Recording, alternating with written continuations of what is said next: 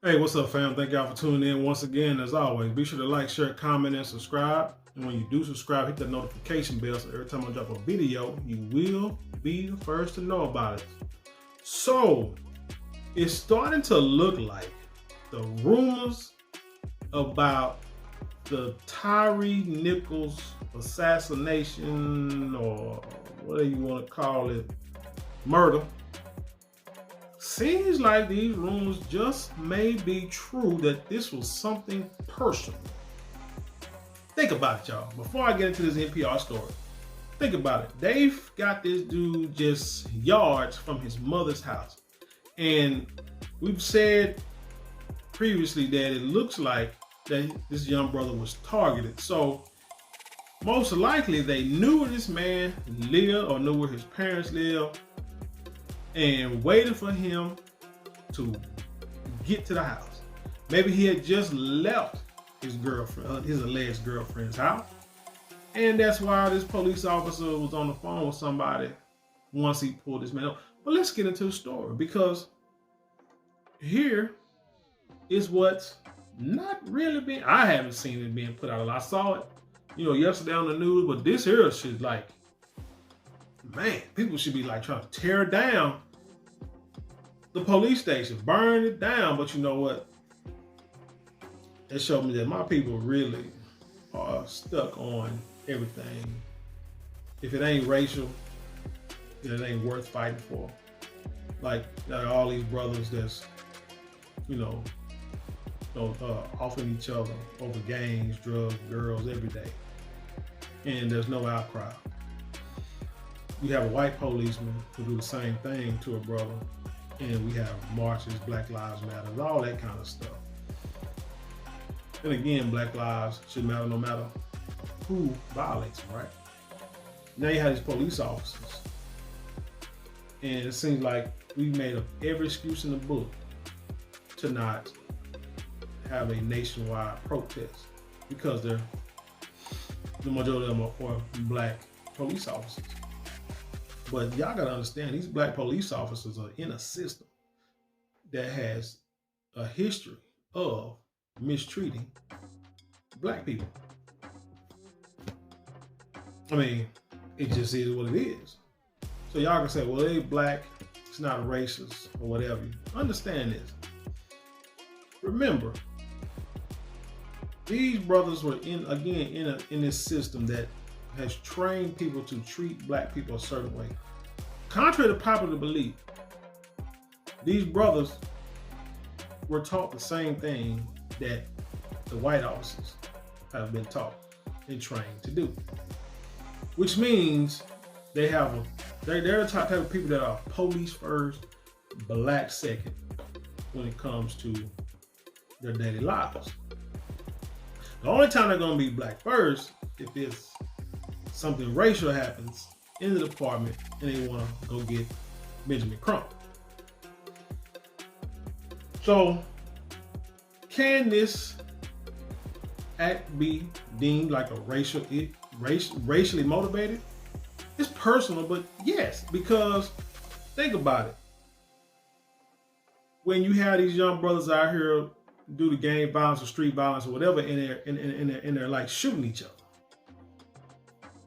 you got to say that that's racially motivated in a way, because they won't randomly do it, but then they won't randomly do it to any other race. Just people that look like us. That's the only person that we are going to go after. That's the ones we hate. That's the ones we going to like say, oh man, that dude ain't nothing. He trying to floss and flaunt, trying to have something. No, I'm going to check him on that.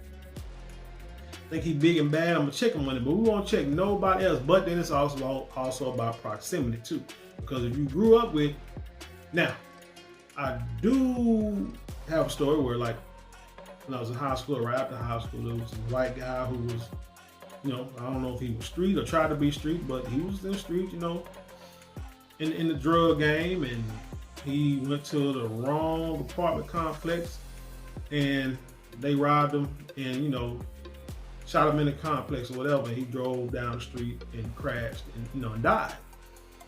But that's the thing, he wasn't from there, but he was trying to be like that. And once you give certain people, the green light, they treat you like everybody else. Other than that, if you walk down the street with your dog and your girlfriend and your little baby with a stroller, most people ain't gonna mess with you if you're not looking like us. But anyway, so again, it's a way that we have been trained to look at each other, whether it's by the system or you want to call it white supremacy or whatever the case is.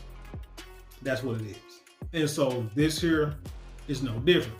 So it says Memphis officer took and shared photos of bloody Tyre Nichols.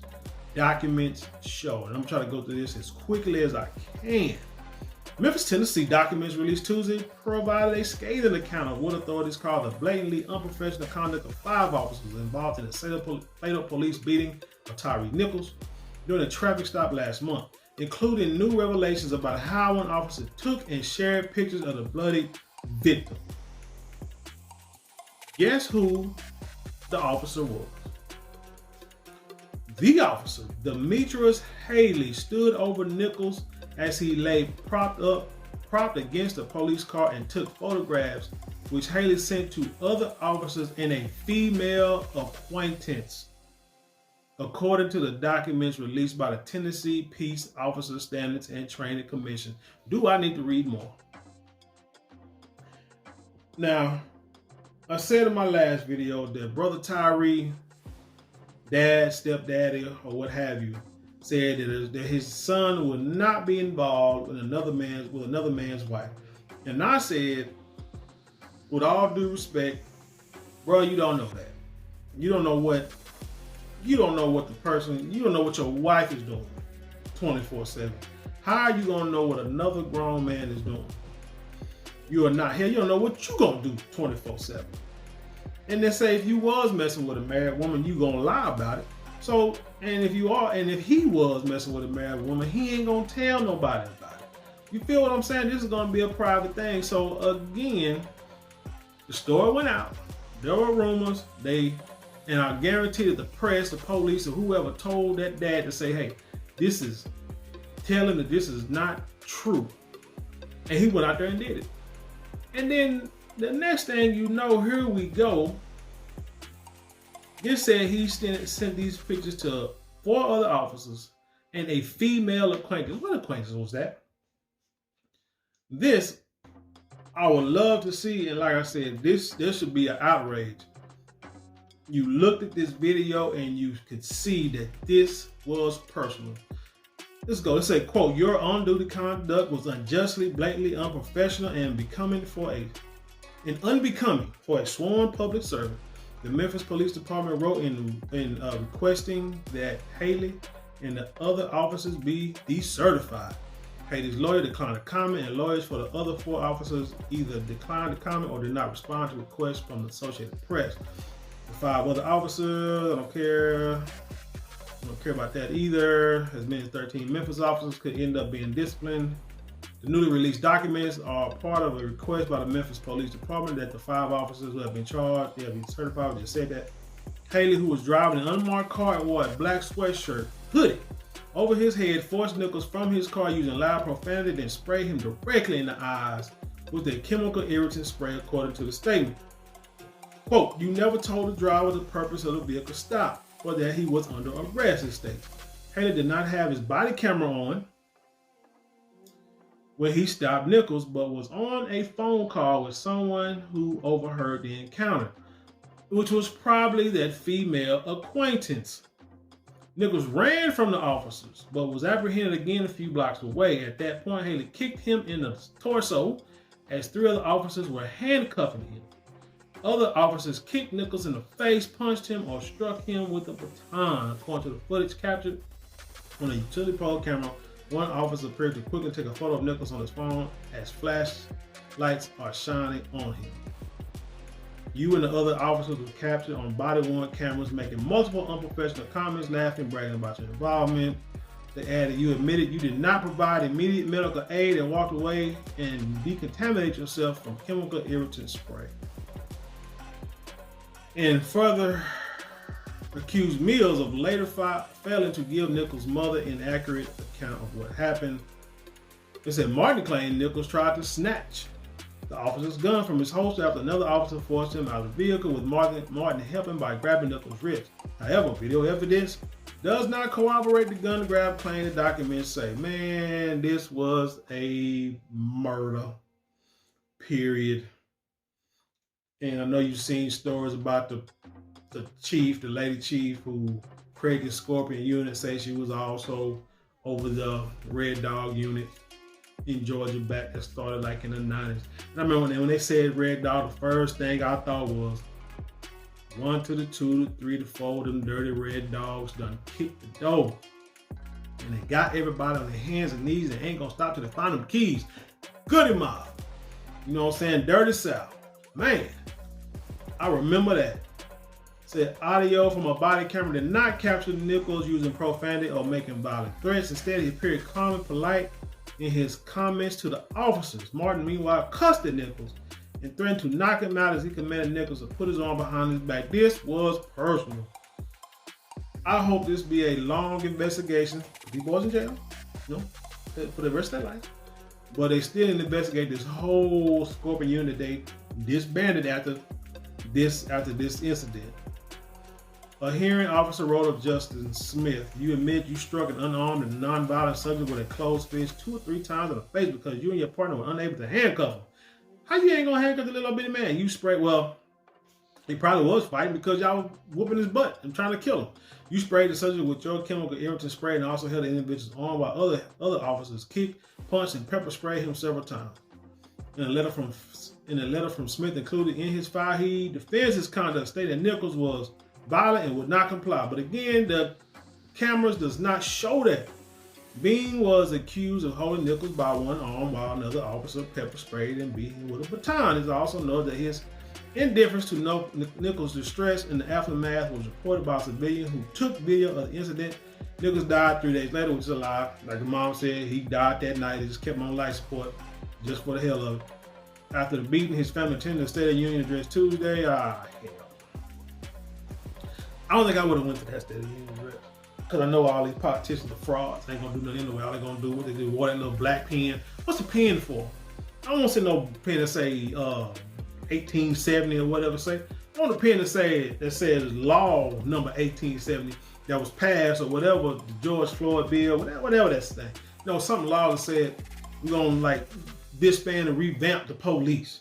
Start from scratch. No, new training policies where they have to train for at least 2 years before they become cops, just like a nurse would have to, or 2 to 4 years like a nurse or a doctor. You know, whatever. Anybody who gets a certification or a degree into something that's dealing with people's lives, you can't just sit there and train for a few weeks and then they send you out there with the wolves. Because a lot of these people ain't been in no kind of combat, ain't did no kind of fighting, ain't been in no kind of situation, ain't been in the military.